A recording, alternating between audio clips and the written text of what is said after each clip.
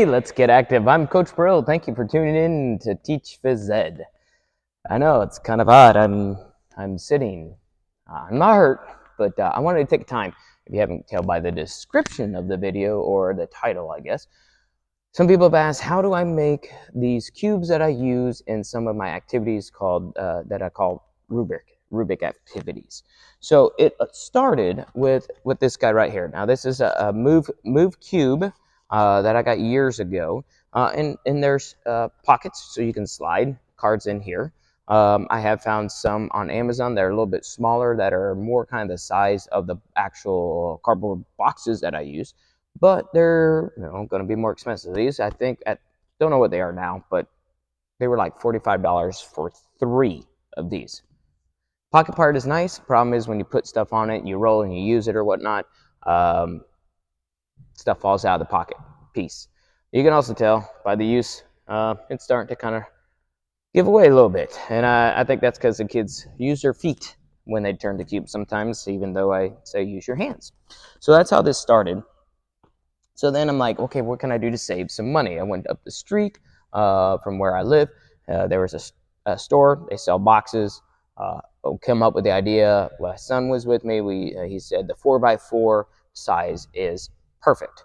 So I bought a bunch of boxes, and I colored every side one a different color for the rainbow set, right? Everything matched. So I took a Sharpie and I colored all of them. That was cool. That was fun. It was a long spring break. And of course, then I tape it down. So these now are what I call my traveling set. So now we have this kind. This one, I got the idea from Joe Weaver when I went to present out there in North Carolina, and he showed me what he made. I was like, oh my gosh, that's awesome. That's brilliant. So it's construction paper taped with some packing tape onto the box. Now, he used the bigger size boxes. Like I said, these were very inexpensive. Like I got 50, I think, for $18 at the time, maybe even less. I don't know. And so while I was presenting with the travel cubes, a gentleman stopped me and said, I really like this concept, but it's hard for him to tell on some of the 2 colors because he is colorblind. So then I was like, oh man, brilliant.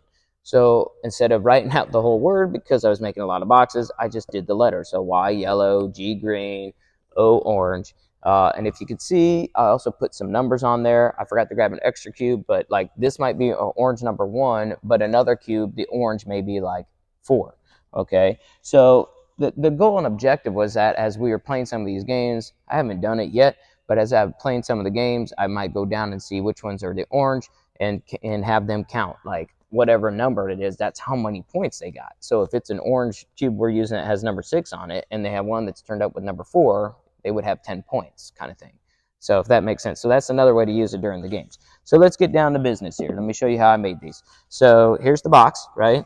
I've trapped inside my extra construction paper. So this is cut down 4x4 size construction. I just went to the, I think we have one of those slicers at home, my wife has. And then, of course, I wrote down OW, all that, the number and everything like that on here. So you can do that. It's quick, easy. This made it a lot simpler. I also used a spray glue on most of them, but you can also use a glue stick. This construction paper is like fade resistant that I bought on Amazon. There should be some links below to most of the products that you can probably find.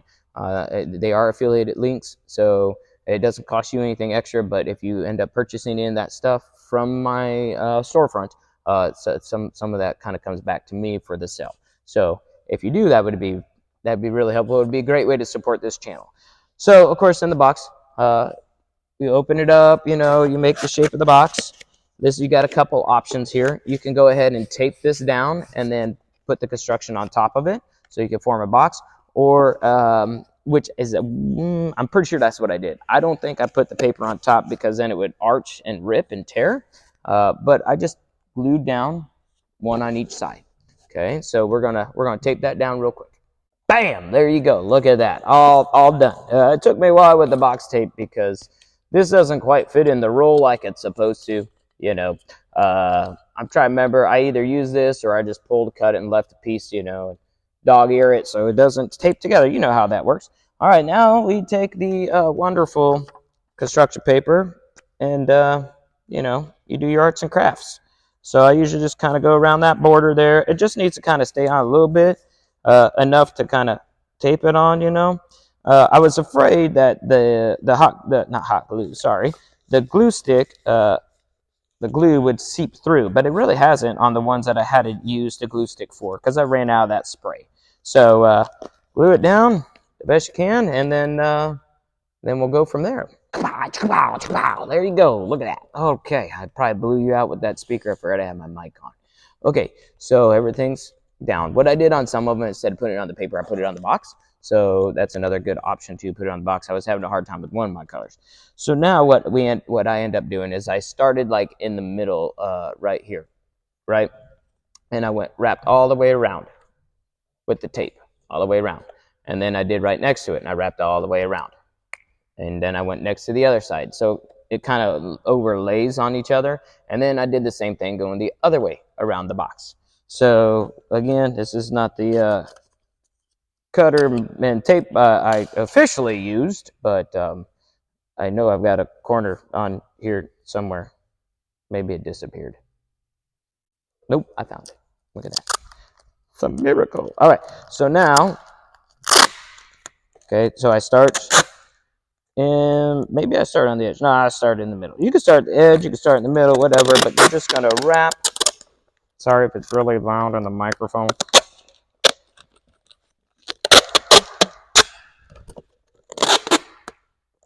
Okay, so make it all the way around. And of course, then if I had scissors, you know, cut it. All right, I don't with me.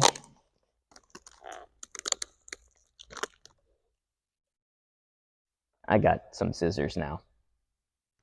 All right, so I wrapped it around once. So let's go around now towards the edge.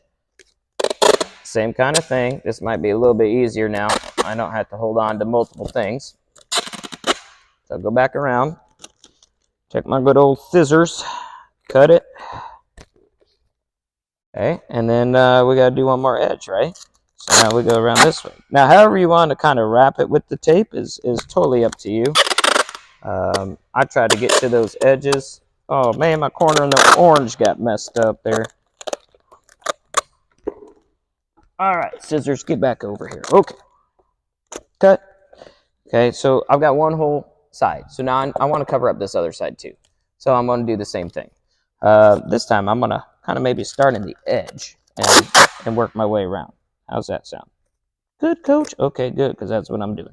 Okay, and you can kind of tuck it as you go, so it kind of covers that corner the best you can. Sometimes it will overlap, so I just tuck it down if it is. Okay, this one's not going to be as pretty because, you know, I'm doing it on camera, so that's why it's not going to look as good. Never looks as good as the original, right? Okay, and then we would wrap it all, and then eventually I'd go down another row. I just kind of want to show you, and then another, and then eventually what you'll have is a full box. I'm sure that didn't work out. I didn't toss it high enough, but then you'll have a full box where it's all taped and looking really nice. So that's how I make these. Give it a try if you want. Again, there should be some links down below. They are affiliated links. So again, it doesn't cost you extra, but a little bit might come back to my pocket. I do have to apologize. I went back and I looked at my other box, and I think what I did was fine, how I showed you. But here's what I truly think I did. So you are going to pull out, and I went over a corner like this on one side, on the edge. Okay, on the edge. Then I cut it, being careful because I want to not lose my seam on here. I think, yeah, it's hard without a table. All right, y'all, I'm telling you, don't do it like this. So then I came through and I cut right here. I don't know if you can see it, but I cut the edge of the tape so I can lay one side flat. I just lost my edge. Okay, and so I'm going to come here again and cut up from here to that corner. So that way when I press it down,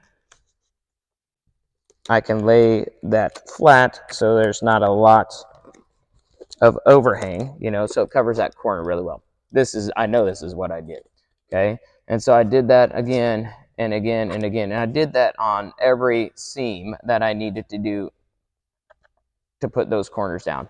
Then I wrapped around and wrapped around, because by doing that half, I was able to do just one strip around going this way and then one strip around going around the other side. So that's another route to go. Again, that's how I believe I did it. I put it on, laid it over the corner of it. I cut in so I can lay flat and around and lay flat and around. And again, it's worked really well. They've held up for several years. So there you go. I'm Coach Pirillo reminding you to keep on moving.